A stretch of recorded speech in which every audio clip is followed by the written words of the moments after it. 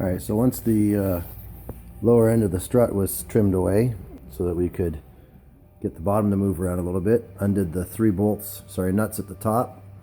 and then found that it was going to be easier to pop the tie rod end out, which comes out really simple on this truck, and the upper ball joint. That also allowed the swing arm to drop down so I didn't have to use spring compressors to shorten the strut assembly. So while I was working on that, the sway bar, which is a very simple fix, I undid that just so I could get a little bit more play in it, so I could wiggle things around. That gave me all the movement I needed, and it also allowed me to move the knuckle around anywhere I wanted it, anytime, without having to screw around with the steering wheel. As a word of caution though, this does have a reasonably short flex line for the brake, and if you're going to just drop this thing, you need to support it somehow. So a simple ratchet strap to hang on to the weight of this keeps it from